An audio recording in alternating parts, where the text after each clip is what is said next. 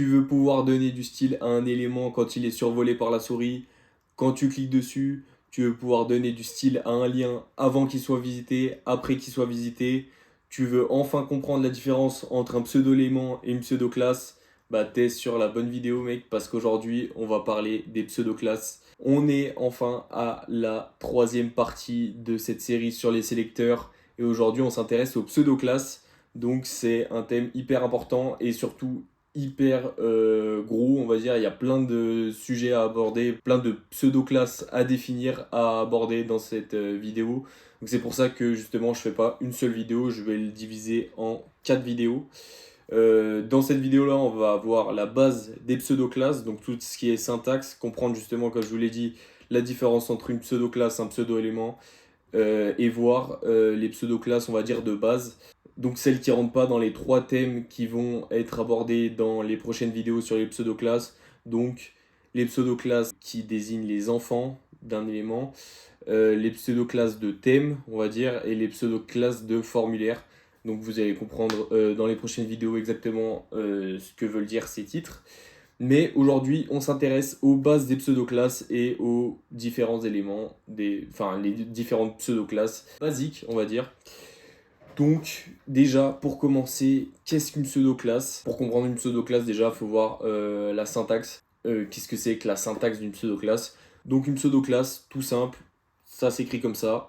Donc, vous pouvez voir que c'est un suffixe d'un sélecteur. C'est séparé du sélecteur par 2 points. Et c'est à peu près tout ce qu'on a à dire sur la syntaxe. Voilà, c'est tout simple. T'as ton sélecteur, 2 points, et ta pseudo-classe.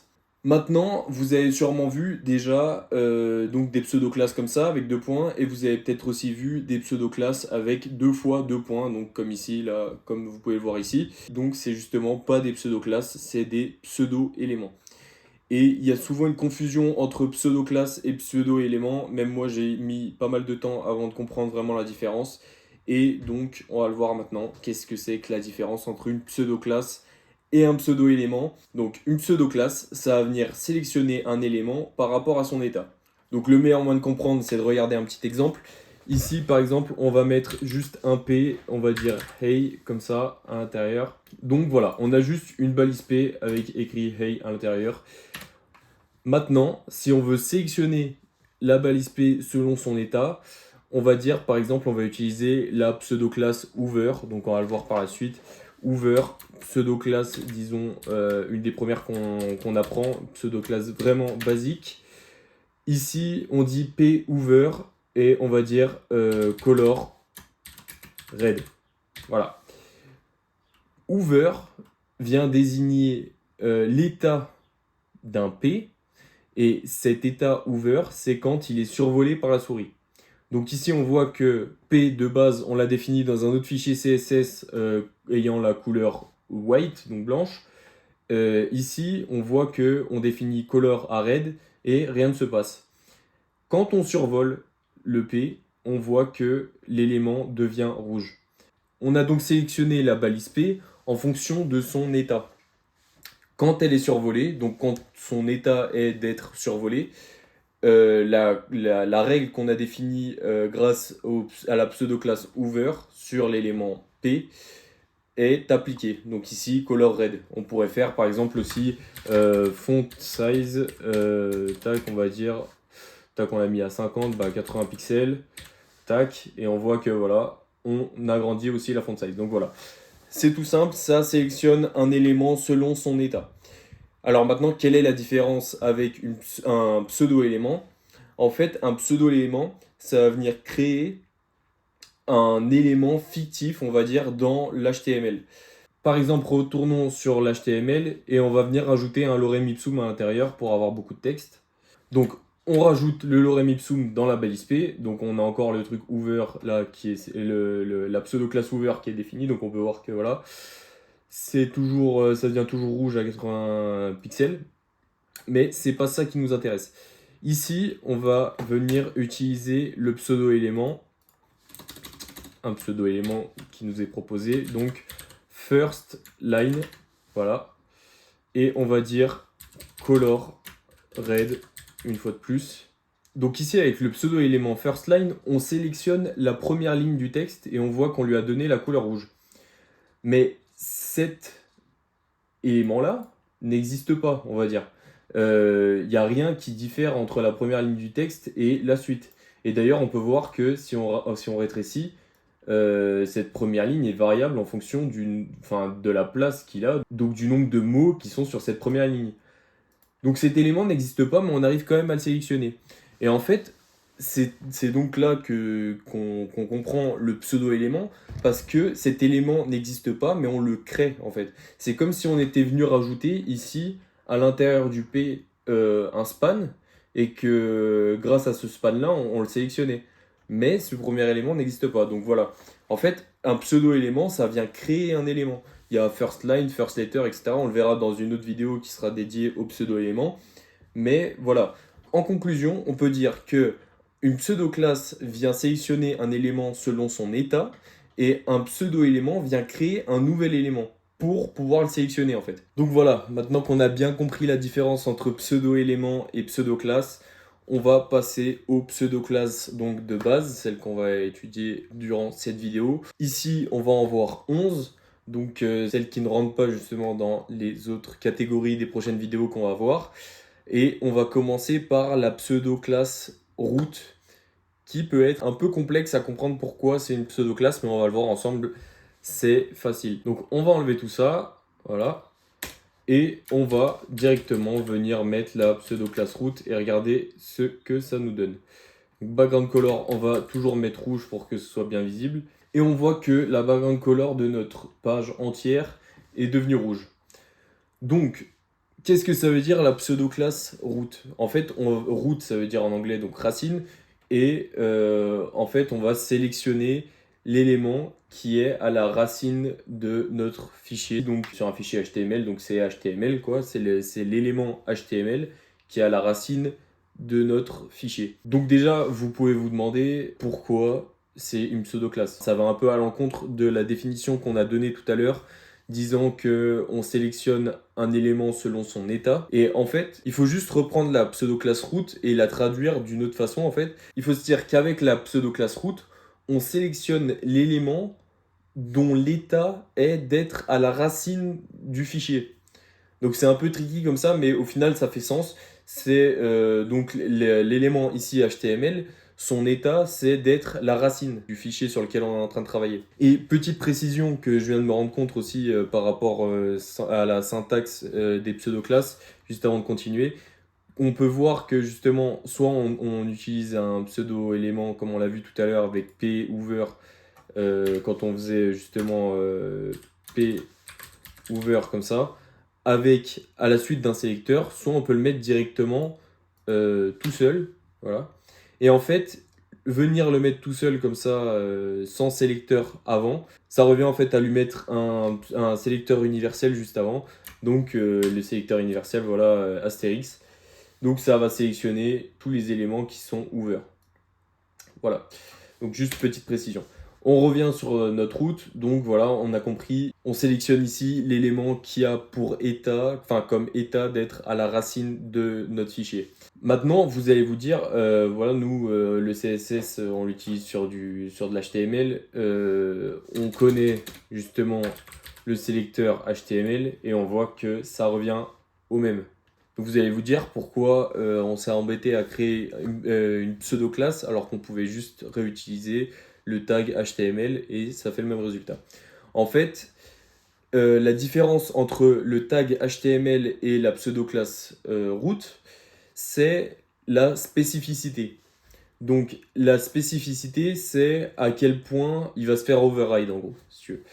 Donc par exemple ici, on peut voir que j'ai donc défini HTML avec une background color à red. Et ici, je vais mettre root avec une background color à blue. Et donc là, on voit que root, donc la pseudo-classe root, override la background color qui est définie sur HTML.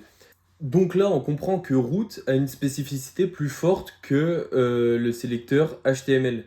Et donc c'est ça, le grand intérêt de la pseudo-classe root, c'est sa spécificité qui override justement la balise HTML, enfin les règles qui sont définis sur la balise HTML. Donc voilà pour root. Maintenant, on va revenir sur Hoover qu'on a vu dans la présentation justement de la pseudo-classe. On va revenir plus en détail dessus. Donc voilà, on se rappelle, on met le sélecteur P. Donc ça peut être n'importe quel sélecteur, hein. Là on utilise un P, mais voilà, on peut utiliser une div, un ID, une classe, tout ce qu'on veut. Ici donc on utilise le sélecteur P, on donne Hoover et on va, une fois de plus, mettre color red. Voilà. Tac, et ici voilà, on voit qu'en survolant, on a bien la couleur red qui apparaît. Comme je vous l'ai dit tout à l'heure, en fait, dans un autre fichier CSS, on a justement ce sélecteur P avec la couleur white qui est définie.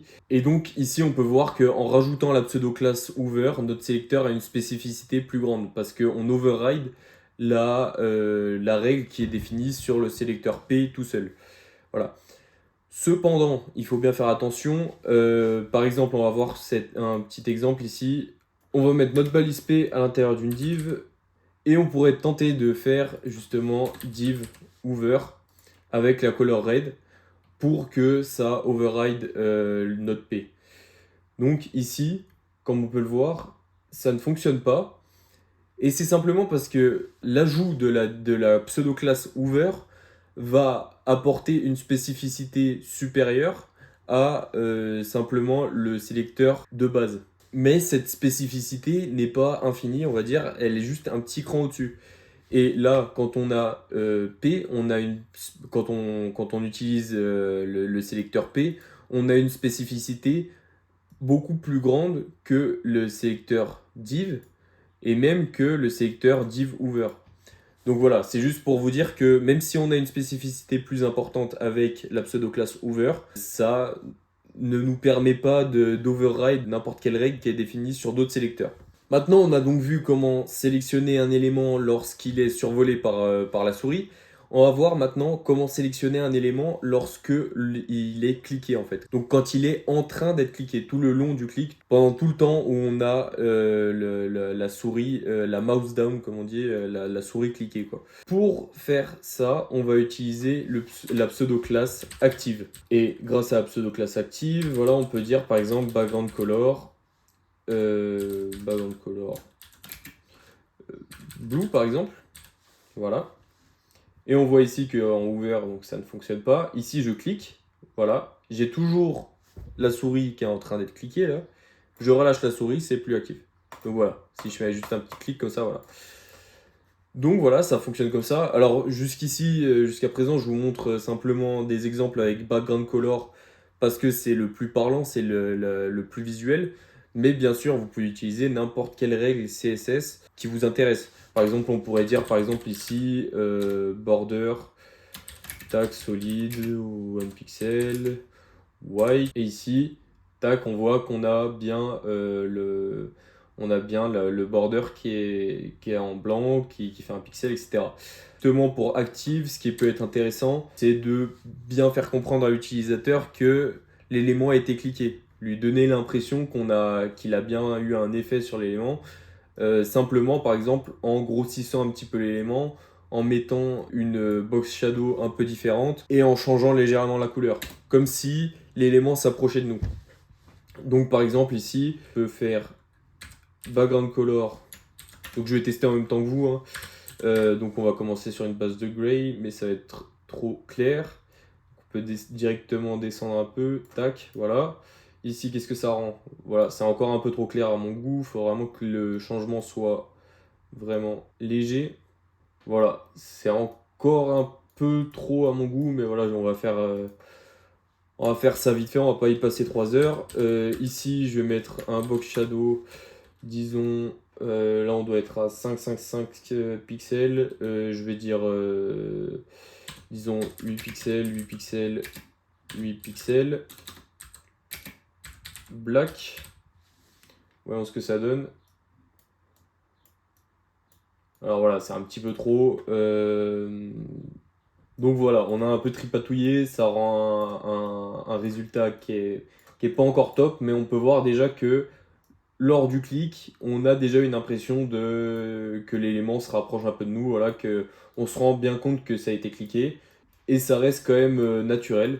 Donc voilà, normalement, voilà, on regarde ce qu'on a défini auparavant, on le change légèrement et on va pas tripatouiller comme ça à l'aveuglette. Là, j'ai juste pas envie de passer sur l'autre fichier CSS, mais voilà.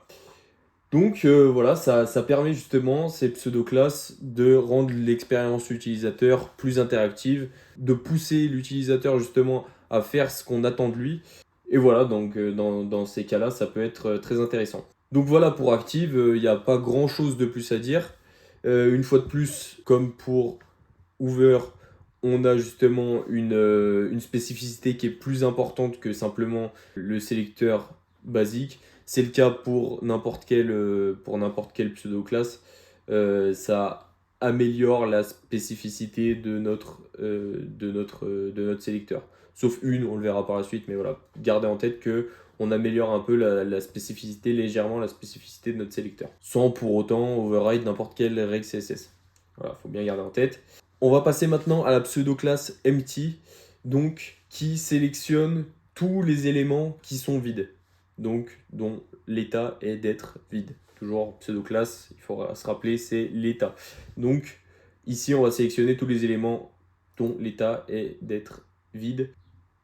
Donc ici, je vais rajouter voilà, une balise P qui est vide, et là, je vais rajouter un autre petit lorem ipsum.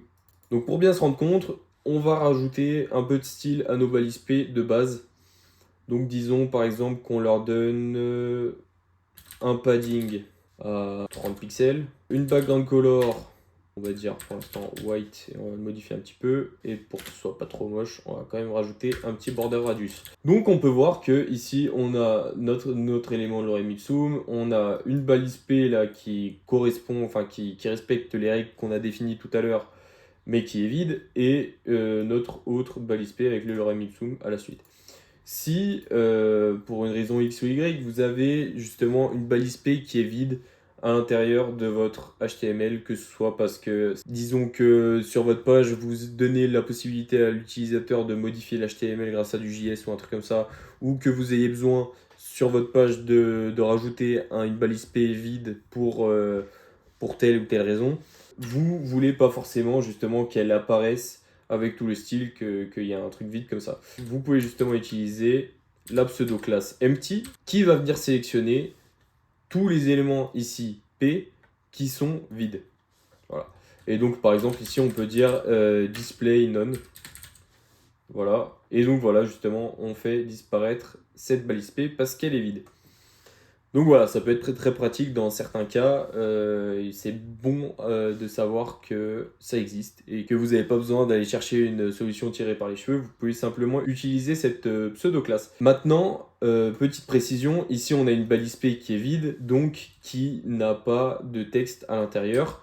Si par exemple je viens mettre une balise P avec un espace, elle n'est pas considérée comme un élément vide. Et deuxième précision, on peut quand même rajouter un commentaire, voilà, en HTML à l'intérieur de notre balise P. Voilà, juste un petit hey, comme ça, un petit commentaire. Ce n'est pas considéré comme du texte et si on a un commentaire à l'intérieur de notre balise P sera quand même considérée comme vide. Il faut faire quand même attention à ne pas rajouter un petit espace avant ou après notre commentaire parce que sinon, voilà, c'est plus vide. Voilà pour empty. Donc justement, encore une fois, on peut l'utiliser avec n'importe quel sélecteur, n'importe quel élément. Et juste encore une petite précision, parce que vous allez peut-être être amené à penser que si j'utilise un input de type texte sur ma page HTML, je pourrais être amené à lui donner du style grâce à empty, parce qu'au final, on voit qu'il n'y a pas de contenu à l'intérieur de mon input. Donc ici, par exemple, si je donne input, voilà, empty. Alors je vais pas dire display none parce que voilà, ça ne sert à rien, mais par exemple je pourrais dire color red. Voilà, j'ai juste à agrandir un petit peu l'input que vous voyez bien sur l'exemple. Je vais juste rajouter une petite font size plus grande, voilà. Donc voilà, on a notre input avec le placeholder et justement on a défini la couleur rouge grâce à la pseudo-classe empty parce que justement notre input ne contient pas de texte, de contenu. Maintenant, ce qu'on pourrait être amené à penser, c'est que justement, si je viens en tant qu'utilisateur, rajouter du contenu à l'intérieur, notre input ne sera plus empty, donc il ne correspondra plus au sélecteur avec la pseudo-classe empty. Et comme on peut le voir, malgré qu'on rajoute du texte à l'intérieur de notre input correspond toujours, est toujours sélectionné par la pseudo-classe empty, parce que quand on dit empty, on vient dire empty dans l'HTML.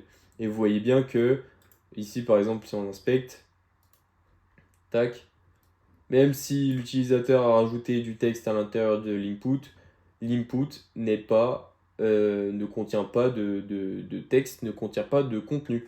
Donc il est toujours sélectionné par la pseudo-classe empty. Si vous voulez faire ça, on le verra dans la vidéo sur les formulaires.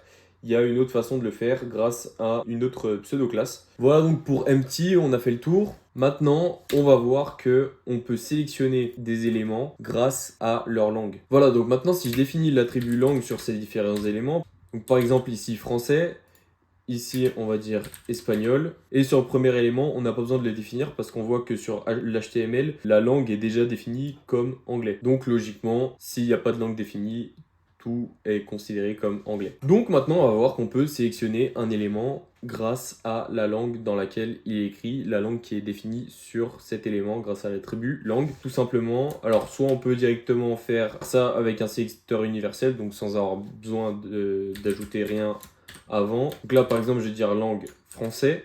Donc vous voyez bien que cette fois, petite modification, on a des parenthèses, ça fonctionne un peu comme une fonction qui prend comme argument la valeur français ici. Et donc on va dire par exemple là color blue, et on peut faire la même chose, par exemple on peut maintenant l'utiliser avec le sélecteur P, et donc on va dire langue espagnole color red.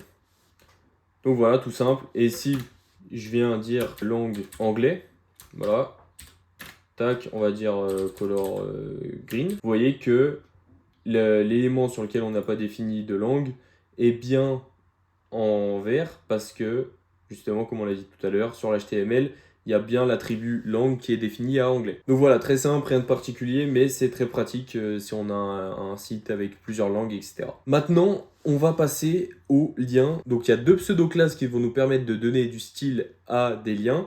Donc le premier c'est link et le deuxième c'est visited. Link va donner du style à un lien qui n'a pas été visité, donc sur lequel on n'a pas encore cliqué.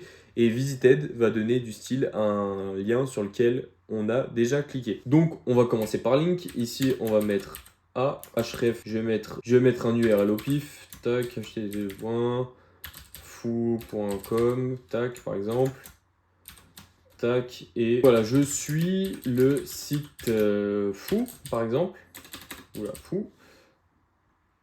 Ici de base on voit que voilà, les liens sont en bleu comme ça. Donc déjà c'est pas très beau, et on va vouloir nous modifier ce lien. Donc on va dire par exemple A link, voilà. On va dire par exemple text decoration, on va dire none, ça on n'en veut pas. On va dire color purple, au pif, hein. Tac, on va mettre un peu plus clair, on voit quelque chose. Et on va mettre font size 20 pixels. Donc voilà, maintenant on a notre lien qui correspond bien aux règles qu'on a définies. Sauf que si je clique dessus, tac, donc ça va me renvoyer sur une autre page, mais si je clique dessus, je vois que toutes les règles que j'ai définies avec link ne sont plus respectées. On passe maintenant à un lien qui a été visité, et donc c'est là que rentre en jeu notre deuxième pseudo-classe qui est visited. Et là, on peut donc définir des règles qui vont s'appliquer lorsqu'un lien a été visité. Donc ici, on définit sur l'élément, sur les liens visités, une couleur à rouge. Petite précision, on ne peut pas tout définir sur des liens visités. Il y a des restrictions qui sont faites par les navigateurs par rapport aux règles qu'on peut définir sur les liens visités. Donc je vous mettrai une liste en description parce que j'ai pas tout en tête. Mais par exemple, une font size, on ne peut pas le définir. Des choses comme ça qu'on ne peut pas définir sur les liens visités. Mais par exemple, justement, là, on a défini une couleur. Par exemple, text decoration, on ne peut pas le mettre à none, on ne peut pas modifier la text decoration sur les liens visités. Donc ici, on a nos différents liens. On a vu qu'on a visité le premier. Et maintenant, les trois autres ici n'ont pas encore été visités. Donc par exemple, si je clique sur le troisième, tac, je reviens, maintenant il est en rouge. On peut donc donner du style aux liens avant qu'ils soient visités et après qu'ils aient été visités. Donc voilà pour les pseudo-classes de liens. Maintenant, on va passer à la pseudo-classe target. Donc pour vous présenter la pseudo-classe target, comme vous pouvez le voir, j'ai fait une petite page en HTML toute basique. J'ai 5 balises A et 5 images. Ici, voilà.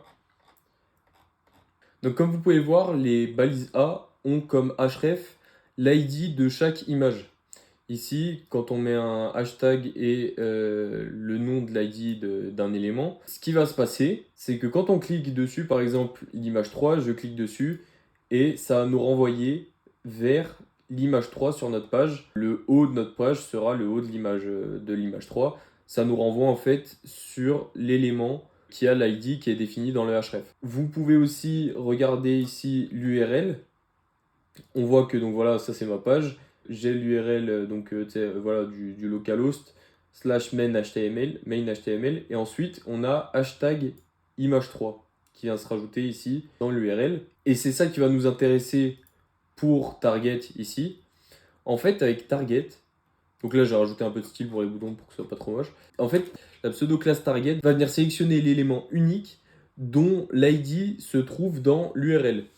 Donc ici, par exemple, vu qu'on a cliqué, on a toujours l'image 3 dans l'URL, même si on est remonté.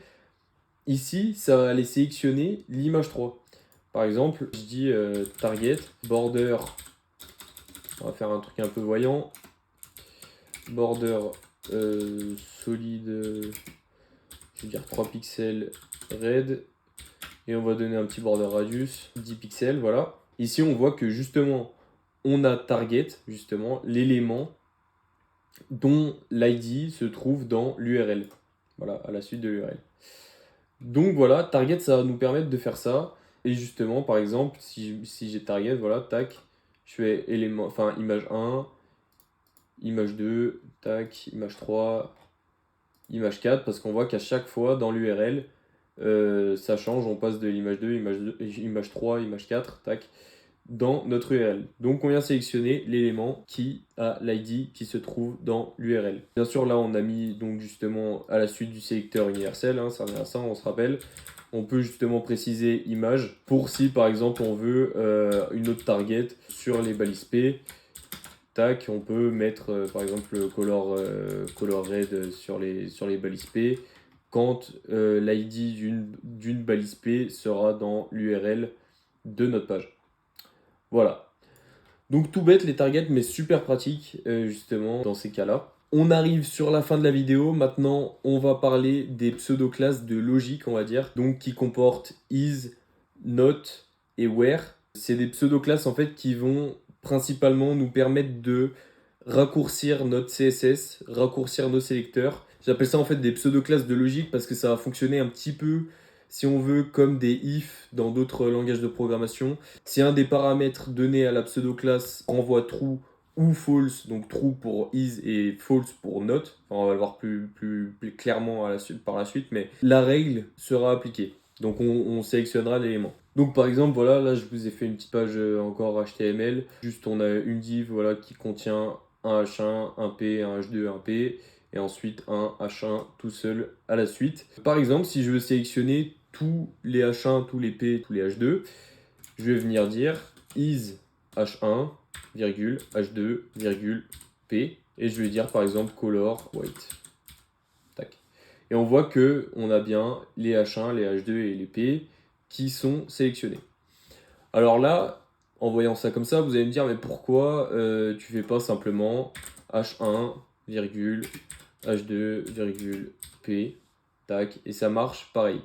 Alors c'est vrai que dans ce cas-là, il n'y a pas trop d'utilité à utiliser cette pseudo-classe. On va avoir une utilité quand on va utiliser par exemple des combinateurs. Si par exemple je veux sélectionner tous les H1 qui se trouvent dans une div, tous les H2 qui se trouvent dans une div et tous les P qui se trouvent dans une div, on va devoir dire, normalement, on serait amené à dire div supérieur à H1, ici div supérieur à H2, tous les P qui se trouvent au premier niveau d'une div, tous les H2 qui se trouvent au premier niveau d'une div et tous les H1 qui se trouvent au premier niveau d'une div. Mais normalement, vous devriez le savoir si vous avez vu la vidéo sur les combinateurs que j'ai fait qui se trouve avant dans la playlist, la vidéo juste avant celle-là dans la playlist sur les sélecteurs. C'est un peu long et surtout qu'en plus, on pourrait encore avoir un nombre infini de sélecteurs à mettre comme ça à la suite l'un des autres. Au lieu de faire ça, ce qu'on va pouvoir venir faire grâce à is, on va dire div supérieur à et juste là, is, donc h1, virgule, h2, virgule, et p. Et en fait, on va tout regrouper. Donc on voit par exemple ici que le fin là, qui n'est pas contenu dans une div n'est pas sélectionné et qu'on a bien les h1, les p et les h2 contenus dans une div qui sont sélectionnés. Et ça nous permet justement d'avoir un code, un CSS beaucoup plus concis. Donc on peut aussi l'utiliser avec d'autres pseudo-classes, par exemple over. Voilà, tac.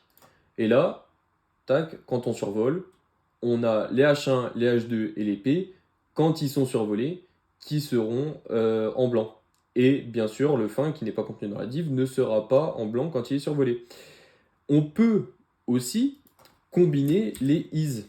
Donc par exemple, is, si on veut dire over ou is active. Alors là, c'est pas un bon exemple parce que par exemple, là, on va pas voir la différence si je clique ou si je suis en over. De toute façon, je suis déjà en over, donc active. Ici, ça va pas avoir d'importance. Mais par exemple, on pourrait dire target. Voilà. Et ici, on va rajouter, par exemple, un ID sur le P. On va dire Bob. Et bah maintenant, quand je survole, on est bien en blanc. Et si par exemple ici dans l'URL, je vais rajouter hashtag Bob, voilà, on a bien l'élément qui a l'ID Bob qui va être en blanc, donc qui va être respecté. Donc si on avait dû faire ça sans le is, en gros, je vais vous montrer, ça aurait donné ça. 6 sélecteurs différents les uns à la suite des autres, alors qu'on peut simplement écrire ça. Voilà. Et donc on voit bien qu'il n'y a pas besoin que tous les sélecteurs à l'intérieur du is soient respectés, puisque bien sûr un H1 ne peut pas être un H2 par exemple, un hover n'est pas forcément target, etc. C'est simplement si un de ces is est respecté que le is renvoie true et donc que la règle définie par le sélecteur est respectée. Maintenant, on a aussi le contraire. On peut utiliser donc la pseudo-classe note et donc on peut dire ici div qui contient note par exemple p. Ici, on dit si ce n'est pas un p et que c'est dans une div au premier niveau, alors tu donnes la couleur white, enfin la couleur blanche. Ici, donc, les P n'héritent pas donc justement de la couleur blanche, ne sont pas sélectionnés par ce sélecteur. Faites attention juste à pas faire comme avec les is, à ajouter par exemple H1. Alors oui, ça marche ici, mais c'est pas supporté par tous les navigateurs. Donc faites gaffe à ça. Voilà. Vous pouvez le faire, mais vous savez qu'il y a certains navigateurs qui vont pas le supporter, alors il faut aller regarder à quel point c'est supporté, machin, par rapport à vos besoins, bien faire attention. Donc on a note qui nous permet de faire le contraire de is. Et on passe maintenant à la dernière pseudo-classe, justement des pseudo-classes de logique, mais aussi de cette vidéo, et c'est la pseudo-classe where. Alors, elle est un peu tricky à comprendre, elle est un peu compliquée à piger, mais vous allez voir qu'au final, c'est encore une fois une question de spécificité. Donc, au final, c'est pas hyper compliqué, mais au début, ça fait un petit peu bizarre. Donc, pour bien comprendre, on va revoir vite fait un exemple avec la pseudo-classe is. Donc, on va dire par exemple div is h1 et on va donner une couleur rouge. Donc, on voit justement que notre h1 à l'intérieur de notre div est bien en rouge. Maintenant, si on vient définir un h1 comme ça et qu'on dit couleur, par exemple blue, on voit que le deuxième h1 ici est bien en bleu, mais que celui-là, là, le h1 à l'intérieur de la div, n'est pas en bleu. Il est en rouge, donc il correspond à ce sélecteur-là. Parce que justement, ici, on a une spécificité très forte, étant donné qu'on sélectionne un h1 qui se trouve dans une div. Donc même si on enlevait par exemple ici le is, tac, on aurait bien le h1 à l'intérieur de la div qui serait en rouge. Maintenant, petite précision, si on enlève ici la div et qu'on se retrouve justement avec la même spécificité, on va dire, on voit que le h1 tout seul, donc sans la pseudo-classe, est respecté et donc override le h1 qui est sélectionné par la pseudo-classe is. Donc la pseudo-classe is réduit légèrement la spécificité d'un sélecteur. Voilà. Maintenant, avec la pseudo-classe where, tac, where, H1, on voit qu'il est override par le sélecteur H1 ici. Donc il a aussi une spécificité moins forte. Mais si je viens ici dire div where H1, on a toujours le H1 qui override cette règle-là. Alors qu'on pourrait se dire, normalement, bah, c'est plus spécifique là. Et justement, c'est la différence entre where et is, c'est la spécificité. On a une spécificité très basse avec le where qui est même donc de 0 en fait. Tous les sélecteurs qui sont dans un where perdent leur spécificité. Avec un is, ça perd un petit peu de spécificité, mais pas autant qu'avec un where. Par exemple, on peut aussi utiliser un where en mettant note h1, et donc on va justement perdre la spécificité qu'on avait avec le note et revenir à une spécificité de 0. Et donc c'est dans ces cas-là que le where peut être utile. Donc j'espère que vous avez tout compris par rapport à cette vidéo. On a fait le tour de toutes les pseudo-classes que je voulais vous présenter dans cette vidéo, donc les pseudo-classes on va dire basiques. J'ai vu en le faisant qu'il y avait déjà pas mal de matière. Donc dans les prochaines vidéos, comme je vous ai dit en début de vidéo, donc on va étudier les pseudo-classes enfants, les pseudo-classes de thème et les pseudo-classes de formulaire. Donc ça nous fait 3 vidéos. Ensuite on verra les pseudo-éléments. Et on aura déjà vu une grosse partie des sélecteurs dans cette playlist. On verra si je fais peut-être une vidéo pour les sélecteurs vraiment basiques pour les débutants, si ça peut intéresser certaines personnes. N'hésitez pas surtout à liker la vidéo, ça peut vraiment m'apporter beaucoup de soutien, me donner justement un peu de force pour continuer à vous faire du contenu. Me dire ce que vous pensez de la vidéo dans les commentaires, me dire si c'est clair, si vous aimeriez que j'explique plus certaines choses, prendre plus le temps sur certains aspects, expliquer plus clairement, etc. Donnez-moi voilà, vos petits conseils, vos petits retours. Même si c'est pour me dire que c'est parfait et que vous aimez bien mes vidéos, voilà, n'hésitez pas à me le dire.